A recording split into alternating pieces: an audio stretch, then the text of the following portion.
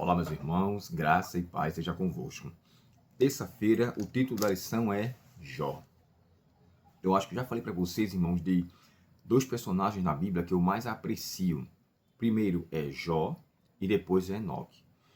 Jó, só o seu nome, embora seja debatido no mundo teológico, não se tem uma definição do significado, mas tem dicionários que chegam a dizer aquele que sofre ou chora, o perseguido, o maltratado.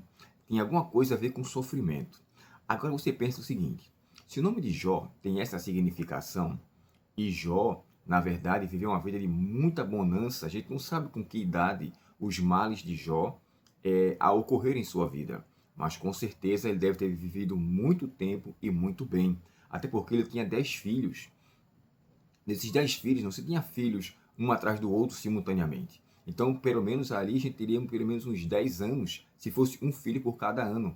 Quanto tempo de casado ele tinha antes de ter os filhos? Nós não sabemos. O que a gente pode pensar é que Jó viveu muito tempo e viveu muito bem. Quando você vê o capítulo 27 do livro de Jó, ele começa a descrever sobre como ele era antes das coisas acontecerem. Ou seja, ele ia para as praças, as pessoas falavam, e Jó, na verdade, era aquele que tinha a palavra final. Ele dizia assim, quando eu falava, ninguém tinha nada a acrescentar. Sabe aquela pessoa que tem um comentário muito rico, e quando ela fala, as pessoas ficam só observando, e ele espera alguma retribuição ou uma contribuição de alguma pessoa, decorrente daquilo que ele falou, mas não se encontra nenhuma retribuição. Ou seja, ele falou tudo o que era necessário e foi, de fato, bem aceito pela sociedade.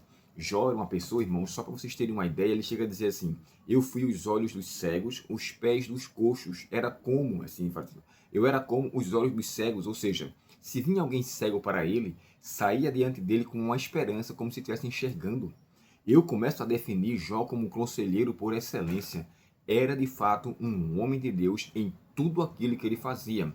E a Bíblia fala que o caráter de Jó era tão nobre que quem fala da pessoa de Jó é o próprio Deus.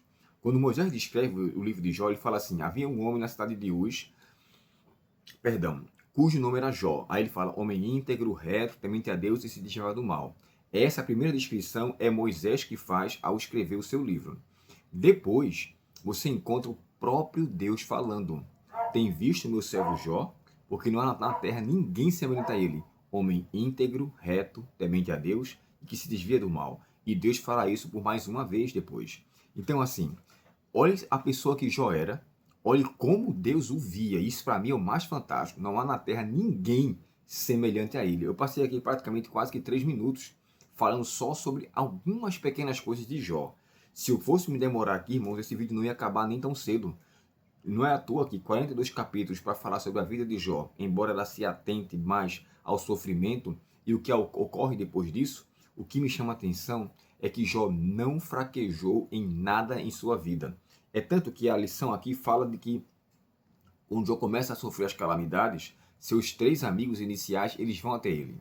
Esses 3 amigos ficam em silêncio durante 7 dias. E nesse tempo, irmãos, eles não falam coisa alguma. Ficam só meditando e refletindo no que Jó estava sofrendo. E aí, em seguida, vieram as acusações absurdas. A lição não vai entrar em detalhes em todos os pormenores de Jó, porque no final da história, lá no finalzinho, entra um outro personagem mais novo, um dos seus amigos também, chamado Eliú. Esses 3 aqui são Elifaz, Bildade e Zofar. O outro é Eliú, que também chega com arrogância e querendo mostrar para ele que, por ser mais novo, ele deveria ouvi-lo. Mais um que também estava julgando ou levando um falso testemunho para com Jó. Diante disso, irmãos, ele sofreu amargamente. Diante de tudo aquilo, perda dos seus bens, perda dos seus filhos, perda de sua saúde, perda de uma mulher que poderia aconselhá-lo, que era sua esposa, de uma forma mais enobrecedora, mas isso não aconteceu. Isso tudo Jó perdeu.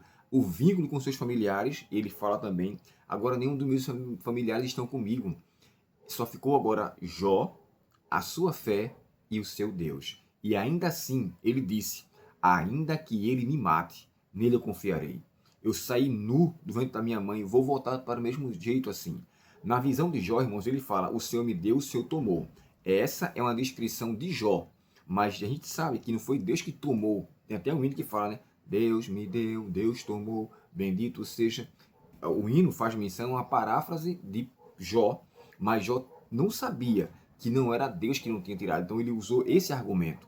Mas nós que conhecemos a história do começo ao fim, sabemos que Deus não tomou. É tanto que ele fala, olha, tudo está em tuas mãos. Deus agora permite com que Jó seja de fato massacrado. Aí vem as expressões do seu significado, ou o possível significado dos seus maus tratos, da sua perseguição, do seu julgamento, do seu sofrimento.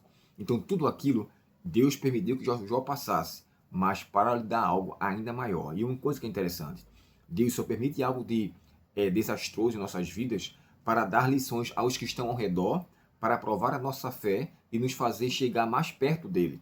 As provações são métodos pedagógicos de Deus de nos relacionar com ele. Guarde isso em seu coração. As provações são métodos pedagógicos de Deus que ele nos permite para acrescentar a nossa fé.